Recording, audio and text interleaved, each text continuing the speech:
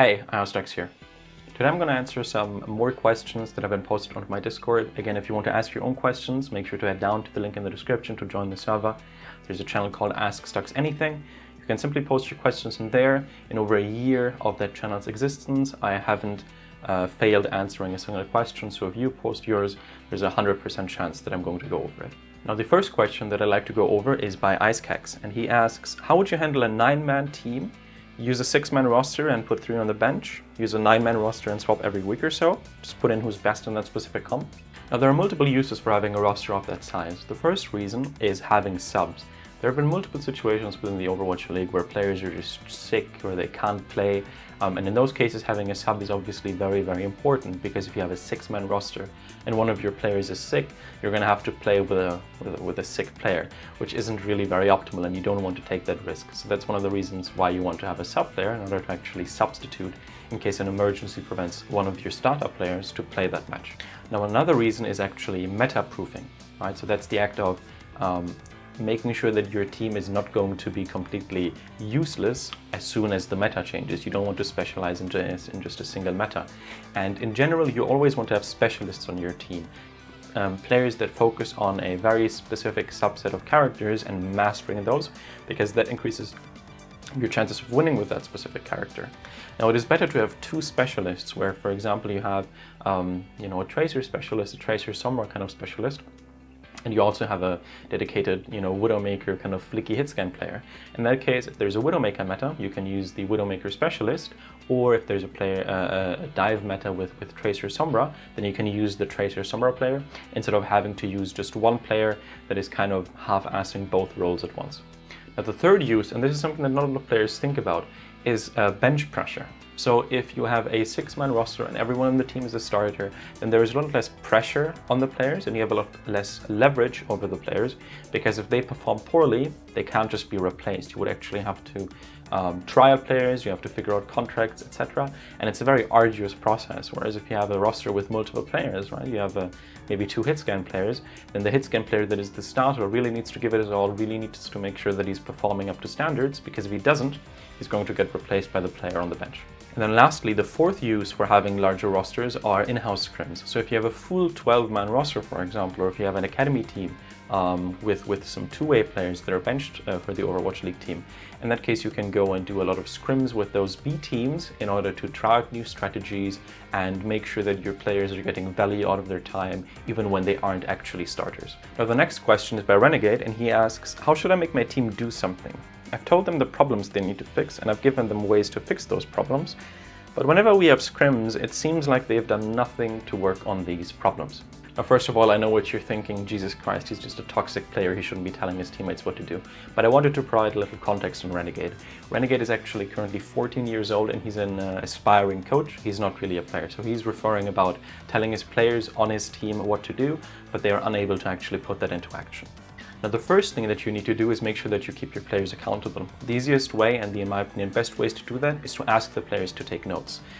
Whenever you're doing a review or whenever you're asking them, hey, there's this really helpful VOD that you might want to go over if you have some time, make sure to take some notes, and they end up giving you those notes, then you can immediately see whether they actually spend time outside of scrims thinking about the game, working on stuff. Or if you ask them to go over a specific VOD and they don't have any notes, then you can already tell that maybe they haven't been putting in the amount of effort that you expect them to. Also, you should never be scared to replace a player if they don't show any progress over multiple days. Obviously, you shouldn't kick a player after 1 day of bad performance, but if a player isn't putting in the effort, if you're pointing out their mistakes and there seems to be no real improvement over multiple days, then you should not hesitate replacing them and trying to find a player that fits your team better as a whole. Now, another thing is you need to make sure that they're actually problems. If you go to a doctor and you tell them that you're coughing a lot, then the doctor isn't going to tell you that you need to stop coughing. Right? There's an underlying disease that needs to be cured. The coughing is just a symptom.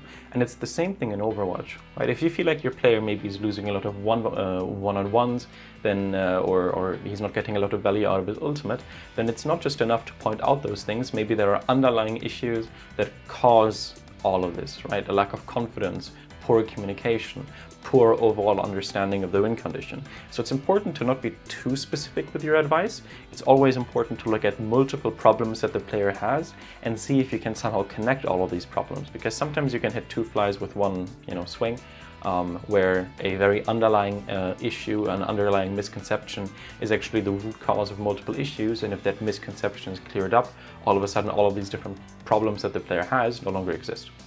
Now, if they don't put in the effort and you're in no position to replace those players, then leave. You always need to make sure that you respect the work that you do and that you're confident in the value of your services. So if you're working with a team that doesn't really want your help and you don't really have a lot of control about replacing the players that don't want your help, then you need to look for another opportunity, try to search for another team where you as a coach can actually grow and where you as a coach can actually do your job. Now, the next question is by Dim Ryan, and he asks, if you had to choose a number on a jersey to wear, which one would it be? This is a very short personal question. I would either use the number 27 or the number 34. 34 being my birth date, that's the 3rd of April, and 27 is the first 2 digits of a very important personal number to me that is 6 digits long. Now, the next question is by Enko, who is one of the moderators on my Discord actually, and he asked, I found another question and it's maybe too vague. Let's say you lose a tournament 2-3.